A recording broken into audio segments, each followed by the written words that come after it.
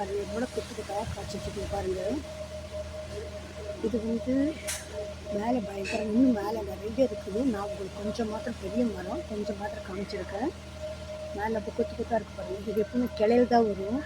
பூ வர்றதுன்னு தெரியாது, காய் வர்றதுன்னு தெரியாது. Hi friends, welcome to V family creations. நீங்கள் எல்லோரும் நல்லா இருக்கிறீங்களா? நான் நல்லா இருக்கிறேன், நீங்கள் நல்லா இருப்பீங்க தெரியும். இப்போது வீடியோக்குள்ளே போகலாம். அத்திக்காய் பொரியல் செய்ய போகிறோம். போகலாமா? பாருங்கள், அத்திக்காய் கையில் பாருங்கள் ஒன்று பிச்சு பிச்சு வெட்டுறேன். ஏன்னா நான் வினிகர் கொஞ்சம் போட்டு கழுவிருக்கேன், அதனால் கரை கொஞ்சம் சேஞ்ச் ஆகிருக்குது. பாருங்கள், இது பாருங்கள் இப்பயே பாருங்கள், க்ளோஸாக காமிக்கணும். பார்த்தீங்கன்னா பால் வருது. இது நேற்று பொரிச்ச காய், அதனால அப்புறம் இந்த அத்திக்காய் வந்து எப்போ பூக்குது ஏதுன்னு ஒன்றும் தெரியாது. இது வந்து இதுதான் ஒரு உண்மையான அத்திக்காய். நம்ம வாங்கி சாப்பிட முடியாது அத்திப்பழம், அதெல்லாம் வேறு மாதிரி. பாருங்கள், ரெண்டாக இருக்கிறேன் இப்படியா. இப்போ இதெல்லாம் அறுத்துட்டு உங்களுக்கு நான் காமிக்கிறேன். கட் பண்ணிவிட்டு பாருங்கள், இதை பண்ணிட்டு நல்லா பசிக்கிட்டேன். பசிக்கும்போது பாருங்கள், அந்த விதையெல்லாம் கொஞ்சம் கொஞ்சம் வரும். இப்போ இதை வந்து நம்ம வேக வச்சுக்கலாம்.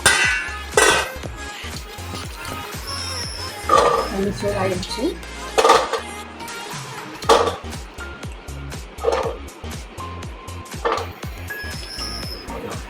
நிறைய நீங்கள் தண்ணியில் போட்டிங்கன்னா சத்தெல்லாம் போயிடும். அதனால் நான் தண்ணியில் சும்மா வெட்டியாட்ட வேக வைக்கிறேன்.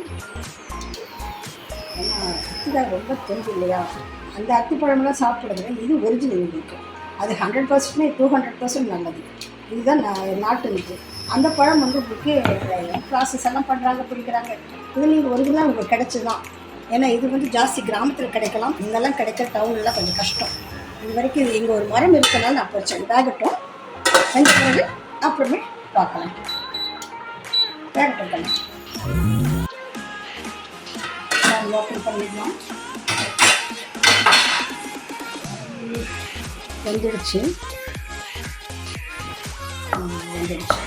இதை இப்படி எடுத்து நசுக்கிட்டு வந்து உங்களுக்கு காமிக்கிறேன்.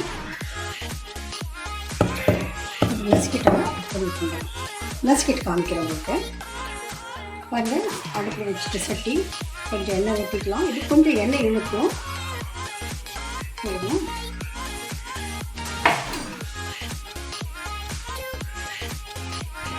கடுகு போட்டுக்கலாம். வெடிக்கட்டும். கடுகு வெடிக்கட்டும்.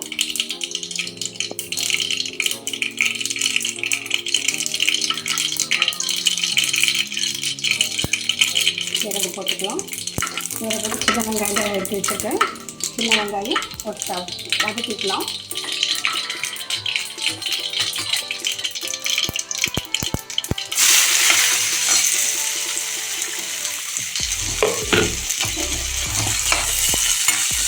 இது வதங்கிட்டோம். பாருங்கள், அதுக்குள்ளே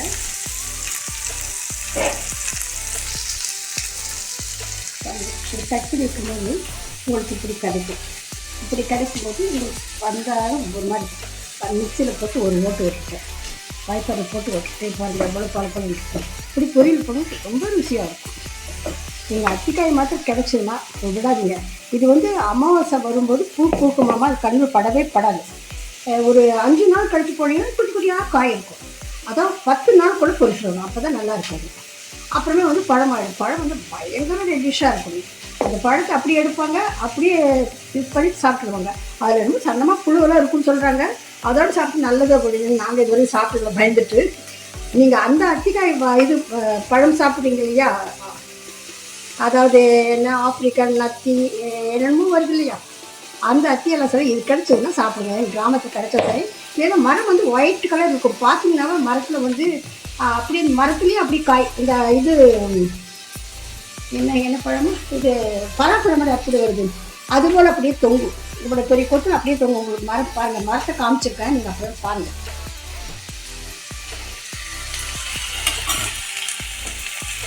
வதங்கிட்டுக்கோங்க. கொஞ்சம் வதங்கின பிறகு மிளகாய் அப்படியே வச்சுட்டேன். கொஞ்சம் சூடாக்கி வெறும் மஞ்சள் பொடி போட்டுக்கலாம், உப்பு போட்டுக்கலாம்.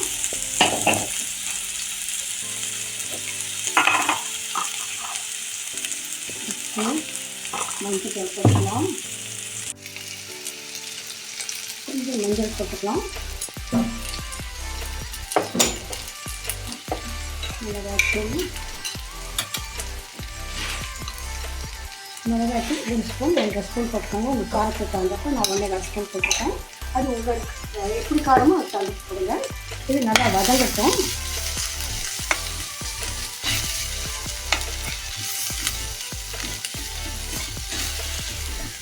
கண்ணதாசன் கூட பாட்டு பாடி வைப்பார், அத்திக்காய் காய் ஆலங்காய் வெண்ணிலவே அப்படின்ட்டு. அதே அத்திக்காய் தான் இது.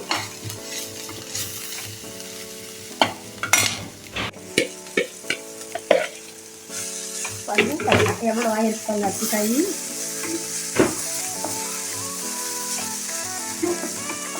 எங்கள் பாப்பா எனக்கு சாப்பிட்டதே இல்லை இந்த அத்திக்காயினா எப்படி இருக்கும் அப்படின்னா, இல்லைம்மா கடையில் வாங்குறதுல அத்திப்பழம் வேறு, இதுதான் ஒரிஜினலு. உங்கள் அம்மா சாப்பிட்ருக்குது. ஏன்னா அவங்களுக்கு இது கிடச்சது. எப்போ தான் நானே எங்கள் எங்கள் அப்பார்ட்மெண்ட்டில் மரம் இருந்திருக்கு எனக்கு தெரியல. சமீபத்தில் பார்க்கும்போது என்ன அத்தி மரம் மட்டும் இருக்குதுன்னு பார்த்தா அப்புறம் அத்திக்காய் காய்ச்சல் தான் அப்போ கண்டுபிடிச்சிட்டேன். அப்புறம் இந்த அத்தி மரத்தில் மரம் வருது இல்லைங்களா, அதில் இருக்க பால் அறுவடை இப்படி வெட்டுவாங்க. வெட்டும்போது ஒரு பால் வரும். அந்த பால் இந்த இதெல்லாம் சரி, அப்புறம் இந்த புண்ணெல்லாம் இருக்குல்ல, புண்ணெல்லாம் அதுக்கு அது பூசினாங்க சீக்கிரம் 2-3 நாள் ஆறிடுமாம்மா. போன் ஃப்ராக்சர் ஆனாலும் அதுக்கு வைக்கும். போன் ஃப்ராக்சர் கூட இதெல்லாம் வைப்பாங்க. அவ்வளவு அத்தி மரத்தில் பெனிஃபிட் இருக்குது.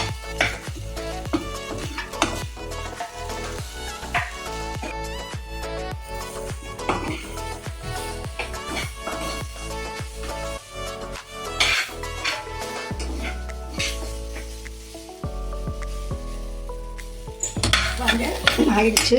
இப்போ தேங்காய் துருவல் போட்டுக்கலாம். அப்புறம் அது தலையில் போட வேண்டியது கொத்தமல்லி இலை, கொஞ்சம் கரம் மசாலா போட்டுக்கணும், நல்லாயிருக்கும். பாருங்க பொரியல் உப்பு இருக்கு பாருங்க.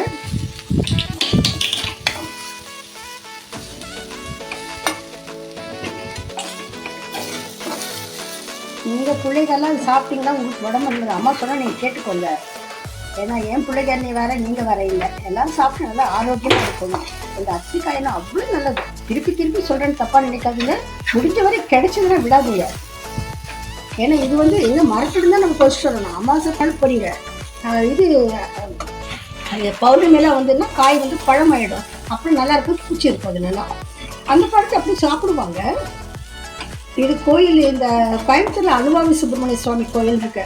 அங்கே ஒரு பெரிய மரம் 2 மரம் இருக்கு. நான் அங்கே போனால் அங்கே பொறிச்சிட்டு இருந்தேன். எல்லா நாள் படிக்கட்டு யாரும் முடியறதில்லை, அதனால் நான் போகிறதில்லை. ஆனால் பாப்பா செடி மாத்திரம் காமிச்சிருக்கேன். இந்த காய் பொறிச்சு சாப்பிட்டா அவனுக்கு தெரியாது. சின்னப்போ சாப்பிட்டது. சரி பாருங்க. இதில் உங்களுக்கு காயே கிடைக்காது. நீங்கள் பச்சை மிளகாய் கூட போடலாம். பச்சை மிளகாய் போட்டிங்கன்னா இன்னும் ருசியாக இருக்கும். கொஞ்சம் உடம்பு பாப்பாவுக்கு ஹீட்டாக இருக்குன்னு சொல்லிட்டு நான் வரம் மிளகாய் போட்டேன்.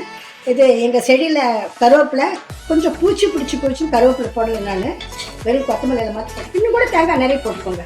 மலையாளத்தில் தேங்காய் பயங்கரமாக போடுவாங்க. போடும்போது இன்னும் டேஸ்ட்டு உங்களுக்கு கிடைக்கும். சாப்பிட்டு பாருங்கள். சாப்பிட்டு பார்த்துட்டு சொல்லுங்கள். அதையே சப்ஸ்கிரைப் பண்ணிவிடுங்க. உங்கள் ஃப்ரெண்ட்ஸ்க்கெல்லாம் அனுப்புங்க. எல்லாம் அத்திக்காய் வந்து யாரும் சாப்பிட்ருக்க மாட்டாங்க முடிஞ்ச வரைக்கும். அதனால் கிடைக்காத வஸ்து, அதனால் ஃப்ரெண்ட்ஸ்க்கெல்லாம் ஷேர் பண்ணிங்கன்னா அவங்களாம் பார்த்து அத்திக்காய் கிடச்சின்னா சாப்பிட்டு உடம்புக்கு நல்லா ஆரோக்கியம் பண்ணிக்குவாங்க. ஆரோக்கியமான அத்திக்காய் இது. தேங்க்யூ ஃபார் வாட்சிங். Take care.